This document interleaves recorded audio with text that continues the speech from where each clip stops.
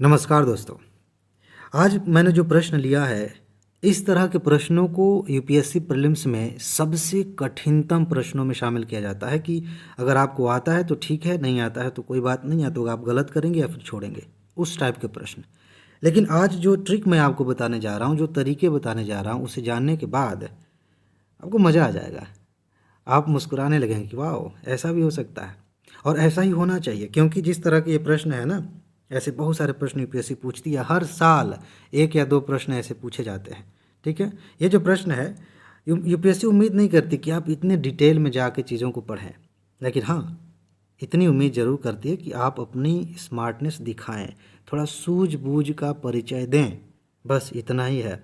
अभी क्वेश्चन को देखिए। पहले हम ट्रिक की बात कर लेते हैं, डिमांड की बात बाद में करेंगे। क्वेश्चन एक बार पढ़ लीजिए कि प्राचीन भारतीय गुप्त राजवंश के समय के संदर्भ में नगर घंटशाला, कदूरा, चौल ये किस लिए विख्यात थे? बंदरगाह थे कि शक्तिशाली राज्यों की राजधानियाँ थीं, कि प्रस्तर और स्थापत्य से संबंधित स्थान थे, या फिर महत्वपूर्ण तीर्थस्थल थे बौद्ध धर्म के? ये आपने पढ़ लिया होगा। अब देखिए, इसमें ट्रिक कहाँ है।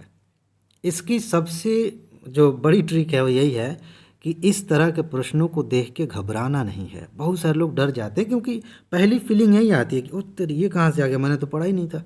और यहीं पे बहुत सारे लोग मात खा जाते हैं, या तो वो डर जाते हैं, छोड़ देते हैं, या फिर जल्दी जल्दी में गलती करते हैं। ऐसे प्रश्नों को ध्यान से पढ़िए, और कुछ चीज़ें मैं बता रहा हूँ जहाँ आपको फोकस करना है।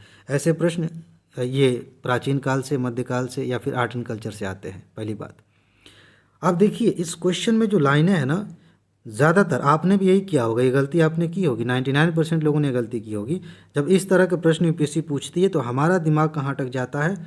इन शब्दों पे दिमाग अटक जाएगा। ठीक है, और उसके बाद हम क्वेश्चन को देखना शुरू कर देंगे।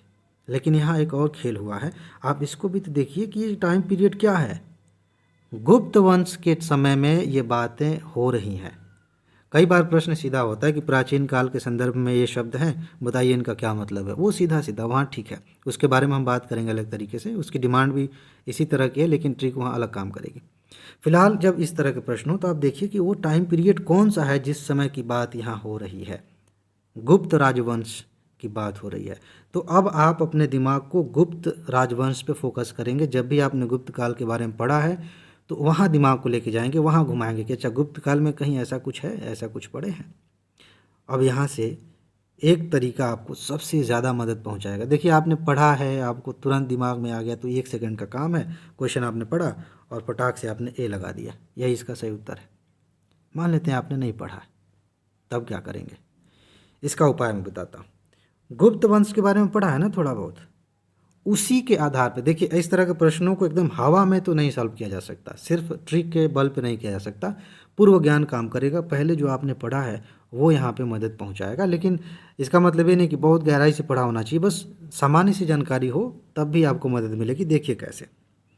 गुप्त वंश आपने पढ़ा है, एक चीज़ आपको दिखेगी जब आप पढ़ेंगे, जब धार्मिक एस्पेक्ट देखेंगे गुप्त काल का, तो पता चलेगा कि उस समय ब्राह्मण धर्म ज़्यादा महत्वपूर्ण हो चुका था, बौद्ध धर्म थोड़ा सा कम हो गया था, उसका प्रभाव थोड़ा सा कम हो गया था। तो उस समय के ये स्थान इतनी चर्चा में क्यों आएगा? मान लेते हैं कि यह स्थान होता, उस समय बौद्ध धर्म उतना महत्वपूर्ण नहीं रह गया था। समझ रहे हैं ना? और ये अभी इस पे बाद में जाएंगे कि इन शब्दों से क्या आप फील ले रहे होंगे। तो आप चाहें तो इसे एलिमिनेट कर सकते हैं, सिर्फ इस आधार पे कि यार हमने पढ़ा था गुप्त काल में कि बौद्ध धर्म उतना महत्वपूर्ण नहीं रह गया था, और लाइन में यहाँ लिखा है कि महत्वपूर्ण तीर्थस्थल बौद्ध धर्म के, तो यहाँ ये गड़बड़ है। ये देखिए, सी देखिए, उत्कृष्ट प्रस्तर कला तथा स्थापत्य से संबंधित स्थान। अब यहाँ पे आपको समझना पड़ेगा कि आपने आर्ट एंड कल्चर पढ़ते समय क्या इस तरह की चीज़ों को समझा है?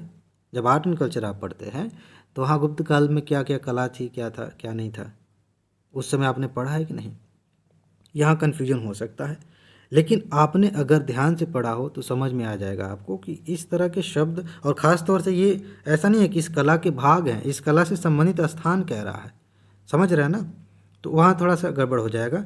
मंदिर के क्षेत्र में, मंदिर निर्माण में काफ़ी चीज़ें की गई हैं, बहुत सारी बातें हैं। यहाँ प्रस्तर कला और बाकी चीज़ों को एक साथ जोड़ा गया है। ठीक है, तो आप इसको होल्ड करके रख सकते हैं। शक्तिशाली राज्यों की राजधानियाँ, शक्तिशाली राज्यों की राजधानियाँ, इस तरह से कोई बात नहीं हो कि गुप्त काल में कुछ बड़े बड़े ऐसे राज्य विकसित हो गए थे जिनकी राजधानियाँ बड़ी फेमस हो गई थी, कुछ थे, ज़्यादा नहीं थे। तो इस तरह से आप इसको भी एलिमिनेट कर सकते हैं। लेकिन मैं फिर बताऊं कि यहाँ पे आप इस बात पे जोर देंगे कि गुप्त काल के बारे में जो आपने पढ़ा है उससे संबंधित ये चीज़ें हैं या नहीं है, वही यहाँ पे काम आएगा। डायरेक्ट यहाँ पे कोई ट्रिक काम नहीं आएगी, समझ रहे हैं। इस तरह से आप एलिमिनेट कर सकते हैं, आप इसको भी घटा सकते हैं। और कभी कभी क्या होता है ना, आप इसी पर कई बार सोचेंगे तो आपको तुरंत मिल जाएगा कि घंटशाला, नगर घंटशाला, ये थोड़ा सा राजधानी टाइप का तो नहीं दिख रहा है। ये किस राज्य की राजधानी घंटशाला हो जाएगी? नगर घंटशाला है।